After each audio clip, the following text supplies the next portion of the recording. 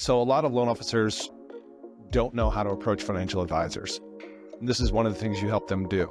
So let's maybe give them some quick tips, or like you said, this person, LO, called 23 financial advisors.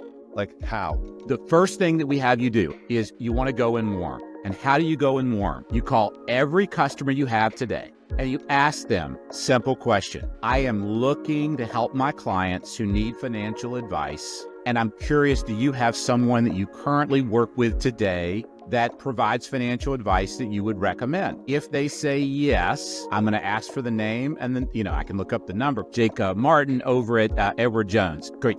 Do you mind if I gave him a call? Is it okay if I let him know that I talked to you and you made a referral? And last question, I got to ask you this. On a scale of 1 to 10, how do you rate Jake?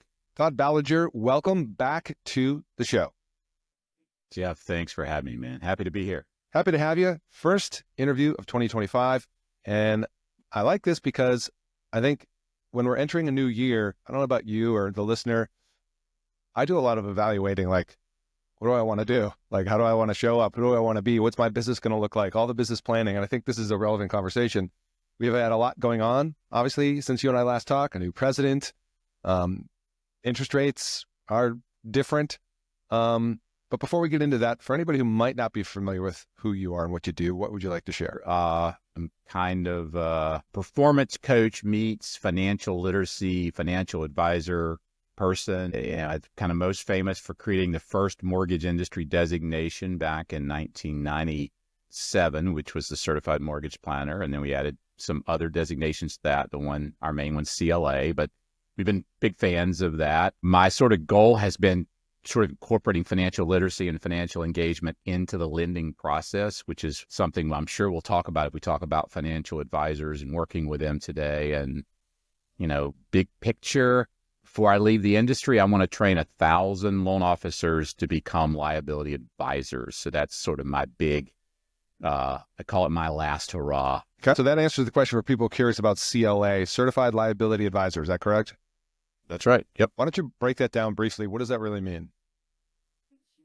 In simple terms, I use an analogy of the balance sheet. And I think most people, loan officers, spend their lives, looking at 1003s, and that is a balance sheet, right? And you have two sides. You have assets and liabilities. When I started my career, I was a financial advisor, and I crossed the balance sheet. That was my first book ever. It was called Crossing the Balance Sheet. And it was a book about why I left the financial planning industry to become a mortgage lender. And that was actually done with a professor at the University of North Carolina back in 1993. And what we found was we could have a bigger impact on people on the liability side of the balance sheet than we could the asset side, because there was more expenses there. The house was 40% of the typical person's expenses. There were all these mistakes they were making there that were keeping them from getting to the asset side of the balance sheet where they could create wealth. So that's why we crossed it. But financial advisors, they own the asset side of the balance sheet. And that means any asset from cash, stocks, bonds, securities, private equity. They don't say, I'm going to just do this one little thing. I want to manage your assets, and I want to do that for one purpose. I want to increase your wealth over time. What I realized on the lending industry side, or what I'll call the left side of the balance sheet, it was a very narrow focus on like mortgage. And in that way, we weren't managing liabilities. We were selling mortgage loans, right? So I was a financial advisor. I'd come to this industry in the lending side, and I said, well, I want to be like I was over here, but I want to own the left side of the balance sheet. So I want to look at credit card debt, home equity lines, any kind of borrowing. What's the because I believe ultimately people who own a home do so not just because of the quality of life. There is a financial component to it. So we actually say there's house and home. Home is the experience that you have living in a house, and it's very emotional and it's very important. But house is a physical structure. It appreciates and depreciates. It has maintenance and cost. It's like, that's sort of the logical side of living indoors. So home is really important, but we focus on the house. And you can show, just like going to college, you'll make over $1.2 to $1.4 million more of your lifetime than someone to high school. We can see that people who own real estate versus renting, end up being much wealthier over time because of that compounding, because of that wealth dynamic of appreciation and tax benefits and other things that are actually psychologically proven, career advancement from the stability of owning your home versus renting. There's all these interesting things about that, which could be another topic someday. But at the end of the day, you want to live in a house. And once you live in a house, you have this experience called home. You can have an experience called home in a rental. It's still home to you, right? You make it home, but you can't, but owning the house versus, say, renting the house is a very different experience. So we said, look, we want to own that left side of the balance sheet, anything associated with this thing. And that led us to the third side of the balance sheet, and that's real estate. And that sounds a little weird to say it's really a three-sided balance sheet, but real estate is something that we all have in common as well. I live indoors, you live indoors. Most of us want to live indoors our entire life. And at some point, that's not going to be our parents. It's going to be a place that we pay a mortgage. And you always pay a mortgage. It's either your mortgage or your landlord's mortgage. Once you leave your parents' house, you are always going to pay a mortgage. The question then becomes, which strategy creates the most wealth for me over my lifetime? And it is a $20 to $25 million potential decision. A lot of people don't understand the magnitude of the compounding of living indoors. If you say, starting at 21, I'm out of my parents' house, and for some people it's 18, but let's say 21, you'll live in a house until you're what? Yeah, 70s. Until you die. Mm-hmm. Yeah. Right? Mm-hmm. And if you move into assisted living, guess what? Your mortgage payment's going to quadruple because now you're going to pay 10 grand a month to live indoors. So you're just paying a commercial mortgage at that point. So you want to do that as late in the game as possible. 72, we compound every 7 years. What starts to happen is these decisions you make at 20 and 25, 30, 35 around real estate compounding. We have examples where we can show that it's a 10, 20, $25 million decision because of the compounding of wealth. Money doubles every 7 years in a 10%, say, growth environment. So the last double is massive. Like if you're 72 and you've got 2 million, your next double by 79 is 4 million. And at 79, if you have one more double, 86, that's 8 million. So these decisions are really important. But the CLA, it's like understanding that not only is there a different game to play, but you could actively be impactful in a totally different way with a client. And by doing that, also, you can start to create totally new referral models that you didn't know existed, with all these other financial-oriented people out there in the world. Okay. Long answer, but hey. Yeah, we'll come back to CLA actually in a few minutes when we get more specific about that and the value and why would somebody want to consider being a CLA, benefits, all that kind of jazz. Let's pivot for a moment because, back to like the start of the year, people are looking at their business plan, activities, how do I grow my business? We're in what I've heard referred to as a transaction recession. As a matter of fact, I was watching a video yesterday that said that I think it was mortgage applications for purchases are down 10% this month, which is huge. Yep. So knowing the listener, the average listener is like, loan officer, mortgage professional needing to originate loans to grow their business, feed their family. I spend, because being a former originator, you as well, we both can relate to this. I spend a lot of my time thinking, how do we get people to deals faster, right? With those sources. And so you and I kind of, before hitting record, kind of played around with the battle of the referral partners idea, realtor versus financial advisor. And I want to unpack that a little bit. And maybe it makes sense to set the frame first and foremost. It's not one versus the other, right? It's both.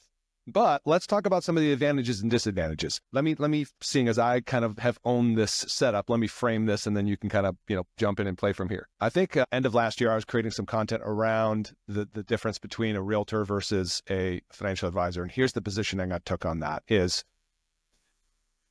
who gets paid for actively seeking out clients for you, right? Realtor versus financial advisor. Like a realtor gets paid when they sell a house. Right. And so they're either finding somebody to sell a house or finding somebody to buy a house. And so therefore they are actively involved on a day-to-day, week-to-week, hopefully basis where they're going to be, seeking opportunities, prospects, et cetera.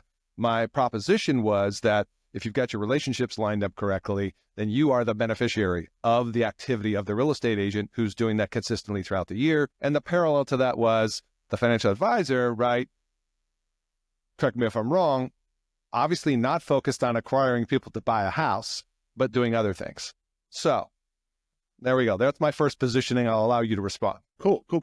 Yeah. So right on. So the realtor's primary economic incentive is to close real estate transactions, right? Now, would you agree that they're going to get paid whether there's a mortgage or not? Yeah, absolutely. Right. And if every client walked into their office to buy a house paid cash, Nothing. you could be completely disintermediated, Sure. right? As a mortgage professional. Right. So the realtor is out there advocating for themselves, as we all are, because they want to earn commissions and stuff. They use the loan officer because they have to. And it's because most consumers can't pay cash, right? So that's just one thing I would throw out there. The second thing is the realtors themselves are not able to make markets.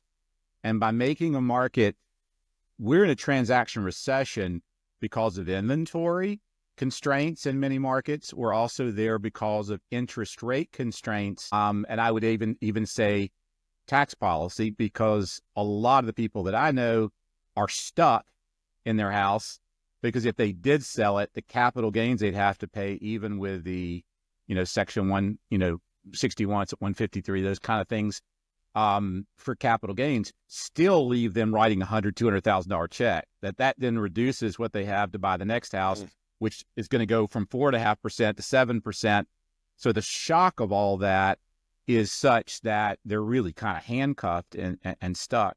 So the realtor can advocate for customers, and if that customer needs financing, then come to you as a resource, but they can't actively create a market that doesn't exist. Sure. And one of the benefits, and let's just kind of flip into the financial advisor side, is they may have 100, 200, 300 clients. You show them a reverse mortgage strategy that releases equity that can be used for long-term care and retirement planning and increase that customer's income in retirement. You suddenly are making a new market for yourself, because they may have 7 customers right now that need that particular help, or an advisor whose client we're going to call the mass affluent. There's different criteria. There's sort of your starter, your Henry's, high income, not rich yet, your wealthy, your family office type people. There's 5 or 6 categories of wealth in the United States that advisors look at.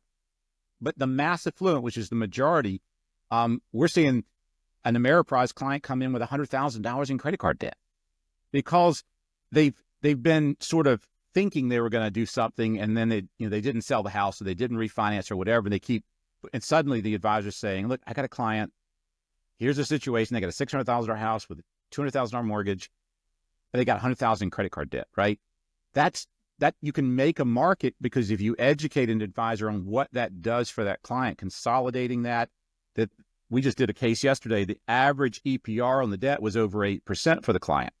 They had a 4.5%, first mortgage, like a 9% second mortgage, and then 100,000 credit card debt that was around 24%. Wow. Jeez. You wait that out, right? Yeah. A 7% mortgage is a great deal when you're paying, 8.5%, 9% on all this other debt. So that creates an opportunity to make a totally new market, which is what you're saying is spot on. If you're in a transaction recession, you want as many possible opportunities for transactions as possible. And that means you've got to go out and see people that you haven't seen before, because my guess is if the realtor, and I've seen different statistics, I think we're down at close to a third of the industry professionals that are still in the mortgage industry right now compared to we were in 2021. I mean, we're down to about 84,000-ish, people, and they're giving up their licenses. They're not doing a lot of the renewals and stuff. They're exiting or re-retiring. A lot of people came back and now re-retiring again. So the people that are still in the industry are going to be calling those realtors. So it's sort of a red ocean. If I'm calling, if I got 5 people in my community calling the same Coldwell Banker agent. So you got to do that. But you got to also be calling people that no one's calling on right now. And the blue ocean is sort of this other group. I love that. I love the context. What I wrote down then is you said realtors don't make markets. So what I wrote down is the loan officer needs to make their own markets Absolutely. because, Making yeah, making a market, we have these things, we call it the three major pivots in our little program. And the first one is moving from selling mortgages to becoming a liability advisor. The second one is moving from engaging the market to making a market. And it's a major mindset shift when you realize this loan officer got in our program in December. He's called on 23 financial advisors so far that he's met with. 8 of them have referred him a loan so far. a refi, Now, probably a debt consol or something, or typically debt consol, vacation property, reverses, debt consolidation is actually a big one. I don't know all the context, but I know a couple of them because he sent me some of the cases as we've been we played with these case studies in our community. But he's like, this is just It's mind blowing to me because that means if I go out and talk to 100 advisors this year, right? While I still have a realtor base that I'm working with and supporting, but they're doing what they can do to survive. I know I'm going to get my shots at that. This gives me something to actively be growing because if I can get to 100, then by that same metric, I should have 32 referrals coming in on an ongoing basis from 100 advisors compared to the 23 sending me 8, right? Roughly, a third. Sure. All right, well, let's unpack that a little bit. We're talking about pillars and sources, and we already established the fact it's not one versus the other. It's both. But as you well know, I'll just say it. So a lot of loan officers don't know how to approach financial advisors. And this is one of the things you help them do. So let's maybe give them some quick tips, or like you said, this person, LO, called 23 financial advisors.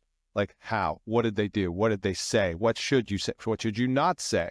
Like, aren't these, the perception is they're difficult to reach. They can be. And so let's define advisors. There's 3 groups of advisors when we think of advisors. The easiest to reach is the insurance agent. By the way, just by insurance, what type of insurance do you mean? That would be like Northwestern Mutual, New York Life, things like that. But people that primarily focus on that niche of life insurance, annuities, things like that. So they're doing universal whole life, all that kind of stuff. Yeah, exactly. Term life, depending on your company and their culture. Many of them are also financial advisors, but this group they're incredible salespeople. The average insurance agent needs to talk to 50 people a week to make their, quota, right, so to speak, as a producer. So when you meet one and you build a relationship with them, you're meeting someone that's growing their network by 200 people a month because that's the nature of that industry. Incredibly lucrative industry if you can do it and do well at it, but heavy sales. So they're simple in that, I used to sell insurance, Geoff, but if I said, hey, Geoff, do you care about your family? And, if something happened to you, would you want them to be taken care of? Everyone answers that question the same way, right? The problem is I got to pay for insurance, and that reduces my current lifestyle by transferring money for something I hope never happens. So the insurance agents is in a cash and cash flow business, and a loan officer freeing up debt and consolidating debt and helping to refinance to lower rates, all those things, that's all a found money strategy. You become an incredibly viable partner. It's a really simple conversation. It's just, I can help you and your clients, find cash and cash flow they may not know is there by just simply saving them money. And what's your biggest expense? Housing. So I own that side of the balance sheet. I'm going to try to find them money. I'm not asking them to reduce their lifestyle. I'm asking them to let me look at their financial situation to see if they're making mistakes that I can potentially help them with that would free up cash flow for them. And guess what? By freeing up cash flow for them, it makes your job easier. So we start with life insurance agents. Then you have CPAs, enrolled agents, and accounting professionals. That's another group that their group as an industry are being asked to get their securities and insurance licenses. That's an industry that's in transformation. They believe the opportunity of doing a third of the year of really working hard doing returns and a third of the year kind of maintain your business, a third of the year taking off. There's a big opportunity there. So you're seeing this sort of cultural shift in the CPA and accounting industry. And they're fun because they have a huge base of clients and they know all their financial stuff. Those clients often call and say, if I buy a house or I buy a vacation property, their tax benefit. I mean, these are conversations that they're having, and they're in a position to say, I've got someone you should talk to. The third group is the traditional financial advisor. When you think of Schwab and Ameriprise and Merrill Lynch and Raymond James and Edward Jones, but you also have independent registered investment advisors. You have all these classes of sort of niches of financial advisor, but they are the ones that are meeting with clients on a regular, ongoing basis. They're actually required by law under KYC, Know Your Customer, to meet based on assets and other needs on a regular basis. And because of that, the core conversation is really simple. You own the right side of the balance sheet, the asset side of the balance sheet. You're a financial advisor. I'm a liability advisor. That's why we position it that way. I manage the left side of the balance sheet. I manage the client's largest expenses. And guess what? Their largest asset. Because 84% of Americans have more wealth in their house at retirement than they have in all their qualified and non-qualified plans. Because typically by the time you retire, you've got a $600,000 to $700,000 house with the mortgage paid off. The average person retiring, according to Vanguard, has about $246,000 in retirement savings, right? So that's a lot of wealth tied up in the house that needs to be and probably will be managed at some point, even if it's just by default. Have no choice. I can't eat my house. Reverse mortgages and things are going to be important. So you're positioning to say, I understand what you do. That's important because most loan officers don't understand what financial advisors do. So by learning and understanding what they do and their focus, and then understanding what you do, you're just really announcing a collaboration that is win both of you. And that's just like it's win-win for the realtor. Mm-hmm. If it wasn't for the lender, all the people that can't pay cash couldn't buy houses. For the financial advisor who's getting a 1% fee annually to manage his assets. Yeah. Now I've got additional value add and services and part of my team that I can bring into this conversation. Well, okay. So you have an opportunity to coach loan officers listening right now. And let's just say it's a crash course, of like, okay, here's the do's and do nots. Back to your example of this LO called 23 financial advisors. There's a certain probably best practices protocol, whatever, how to approach. And I know this because I've done things on the divorce attorney side, and there's a very specific how to and how not to approach. So I imagine there's some similarities, but what would you want to articulate for anybody listening about the do's and don'ts when you're considering? Seek to understand before you seek to be understood. That's one of your classic 7 habits of highly effective people, but it is foundational. Financial advisors will meet with you just because they hope you'll become their client. That's same with insurance agents, right? Mm. So you can get in to see them and meet with them, and you don't want to come in and say, look, I got to jump in. I got to play devil's advocate here, right? Yeah. Because I'm putting myself in that, like, this is why I'm saying you've got to be well prepared, trained, scripted, whatever.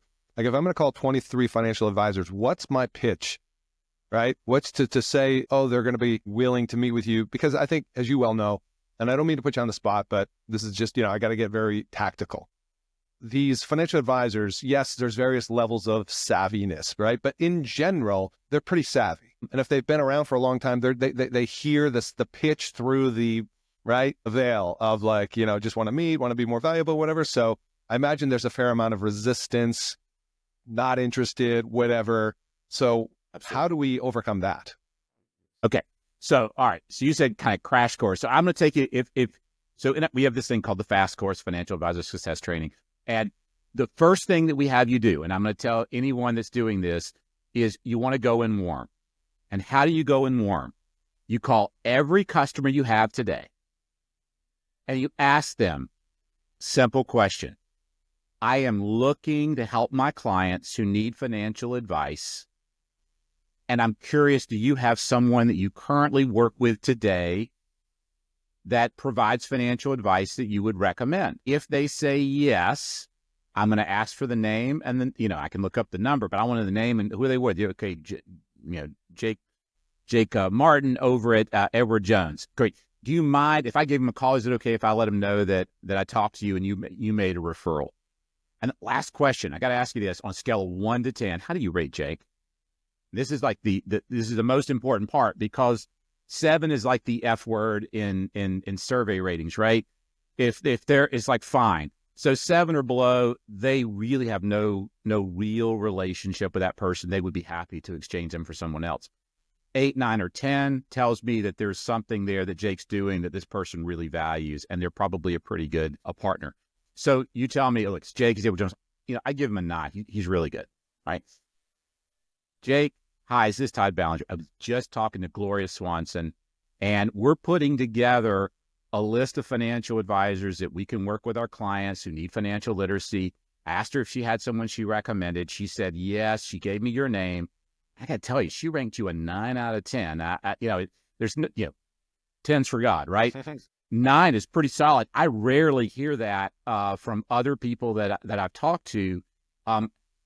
Would you be open to meeting with me for a half hour and let me understand the type of people that you're looking to work with? Because I understand some advisors, Merrill Lynch, they want $1 million in assets. Edward Jones will work with anybody. They're just starting out, put $200 a month together. I don't ever want my client to be in a situation, if I refer them to you, that you tell them, I'm sorry, this is not who I work with. I want to screen my clients because I have their financial statement from the loan applications that they're doing. But I want every client I work with to work with a financial advisor. I think it's important to at least have a relationship. Could we get together for a half hour? Just talk a little bit about what you do, who you're looking for.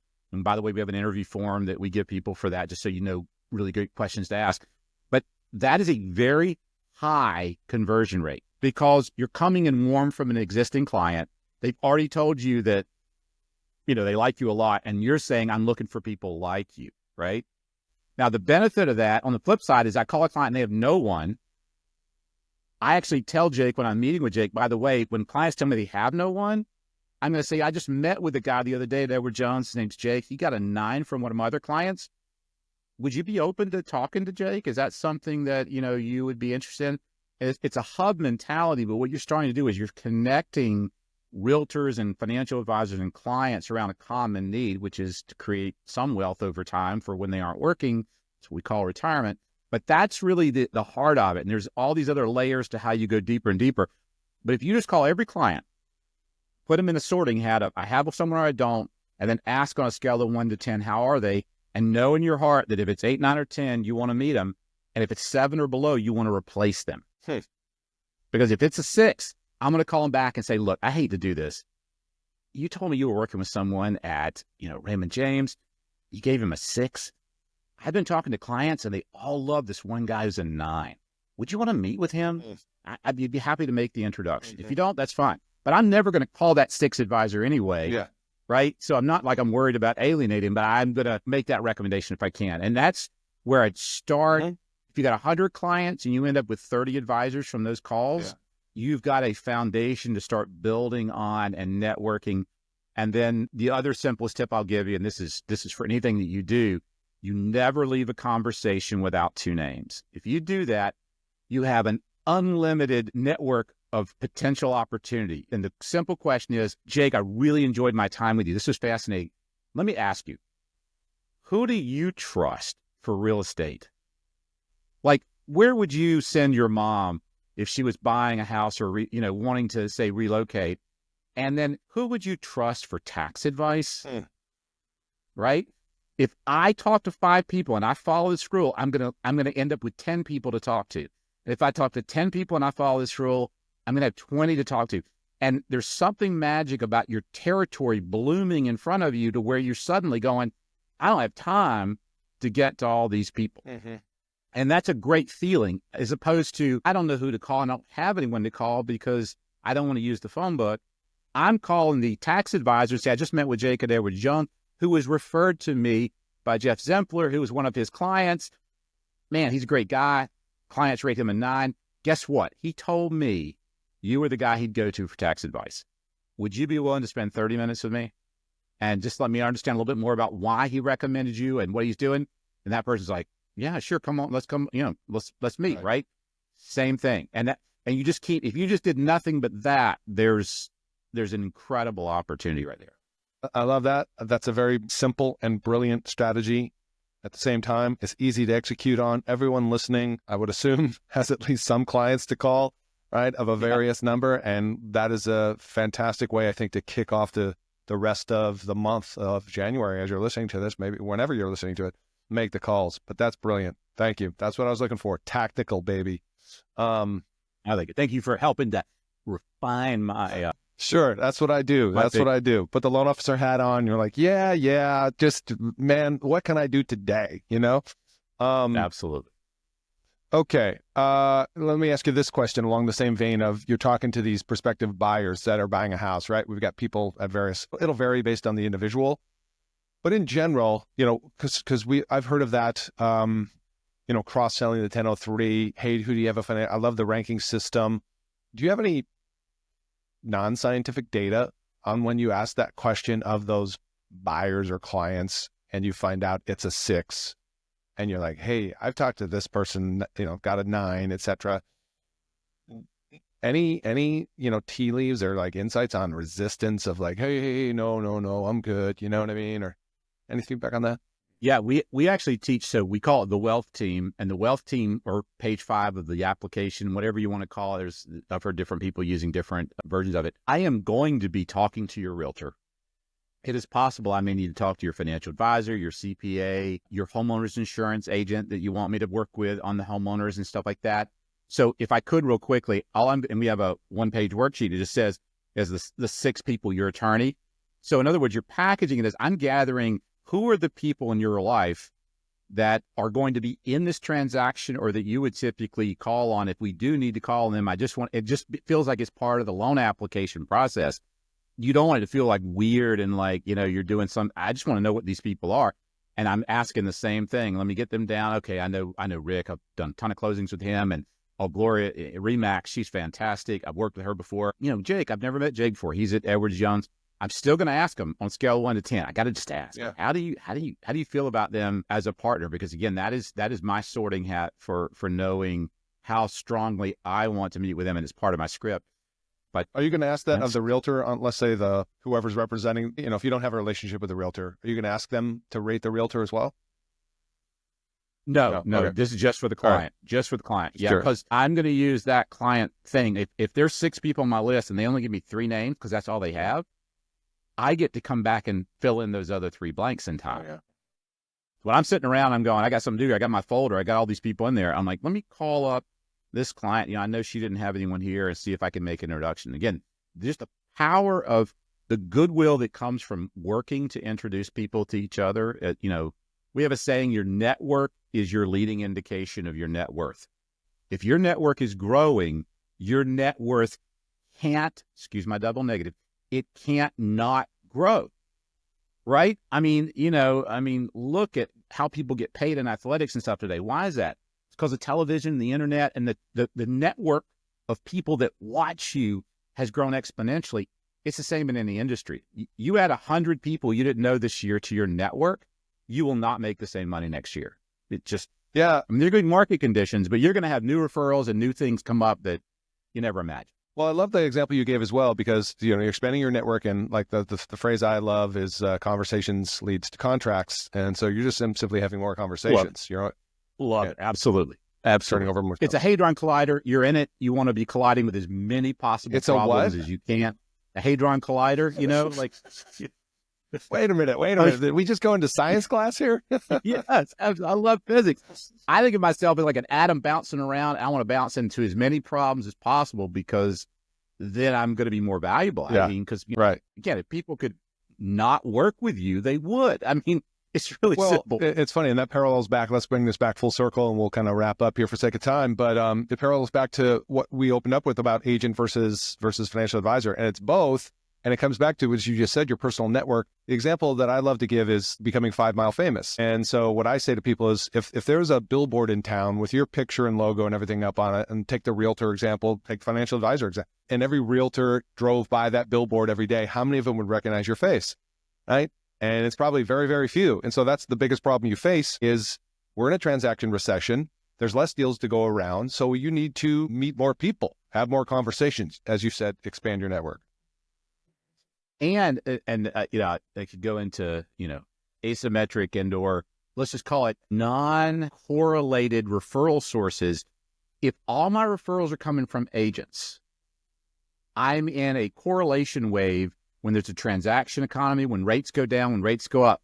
What I want is I've got that wave, and I want another wave that's non-correlated. And financial advisors are calling because my clients are getting divorced. they have this situation where she wants to keep the house, he doesn't. We're trying to figure out, can we take her off the title? Can we take him off? Can we do the loan? How do we do that, right? That's an advisor referral to a liability advisor that says, I get to refer out to a realtor for a house. I get to do this. So these life events, I'm making an addition because we're having a kid and we've decided we can't afford to move right now, which is not an uncommon conversation with advisor referrals. These are all non-correlated to the realtor who's not going to be in any of those transactions. So you're building a safer, less volatile business by adding non-correlated referral sources because you've got more opportunities for these transactions throughout the year that have nothing to do really with interest rate. If you just sold your business for $12 million and your whole life you wanted a beach house and you come to your advisor and you've got $12 million, an advisor is going to say, no, pay cash. Mm-hmm. An advisor we've talked to is going to say, you might be better off taking a strategic mortgage loan for $1.6 million and investing that $1.6 million because over the next 30 years, you'll get that house plus 2 more houses for free just based on the average cost of borrowing and the average return over that 30-year period. Now the client's like, wow, so I get the house for free after 15 years and I get another one free after 30. They start to learn to talk about these things in a win-win way because as an advisor, that means I retain that $1.6 billion to manage, which is 1% a year. That's $16,000 a year in income to me to manage that money versus just typically saying, just pay cash. It's no big deal, right? So you're also teaching them back to making a market. You're teaching them how to help themselves create more assets to manage over time while also doing good for the client because they just don't think about these things traditionally. Right. Love it. And we talked about this, in the very beginning, just do remember that, I don't know how many licensed realtors there are. I'm sure it's shifted just like in the mortgage industry, it's shifted quite a bit. But if you look right now in the financial, sort of space, there's about 1.8 million insurance agents, 1.4 million accountants, and 600,000 licensed financial advisors. It's about 3.8 million professionals that are in the business of calling on clients to manage a wealth and wealth creation. Just from hitting a target with your eyes closed, that gives me, if I'm calling on 1 million to 2 million realtors, I've got another close to 4 million people here I could be building relationships with that actually are touching the clients on a more regular basis. Yeah, 100%. With accounting professionals, it's at least annually. With financial professionals, it's typically quarterly. Insurance agents, it's annually. You get a lot of touches in there for that particular group. Well, let's do this. People, I'm sure, are curious. Yeah. We've educated them. We've probably enticed and teased them on the value of going after financial advisors or revisiting that if you've tried in the past. You've got this amazing community we wanted to invite people to participate in, right? Would you mind just briefly telling people what it is, and then we'll put a link in the show notes so they can check it out? Absolutely. So, we have newsletters we send out every Friday. We have materials. I have a book that I'm happy to share that I wrote. A lot of content, it's all free. And then we have a community where you can join for free and just learn from us. We have a community that's paid as well, where you can get coached and learn this stuff more intimately. So we'll share that circle community with your listeners. They can come join. They can ask questions. They can access resources that we have in there, as well as get our newsletter and some other resources just helpful to them. I mean, again, you'll learn stuff hanging out with us that just like today, you wouldn't have learned had you not been on this call with Geoff and had us in your ear for 30, 40 minutes. But over time, I've had people just hang out and they start to get better at managing their own stuff because they start thinking about their own wealth and the fact that, wait a minute, I don't even have a financial advisor. Why don't I have a financial advisor? Or why haven't I decided I'm going to manage my wealth? Because there's a decision there that has to be made. And decisions, again, compound over time. So come join the community, use the link that Geoff's going to share, and we'll connect you with some of the things that we're doing. Yeah, you've got a lot of content in there, learning content, and this is where you can kind of, the entry point with Todd and the other things he does, and he's just a wealth of knowledge and education. We'll put a link to your website as well, borrowsmartuniversity.com in there, but definitely you've been around for a long time in the industry. 84, come on, man. You look good for 80-something. Thanks, man. Thank you. I appreciate it. Anyway, everybody, thank you for tuning in. Hope you got some value. I would say take the lessons from today's episode on how to approach financial advisors, add them as a pillar to your business, make the call to your past clients like today, right now, and ask the question, use the script that Todd gave you. So Todd, once again, thank you, man. Awesome. Hey, thanks, Geoff. Thanks for having me, man. Appreciate it. All right, listeners, you know what to do. If you like this episode, share it with somebody and or leave us a review. We'll see you on the next one. Bye for now.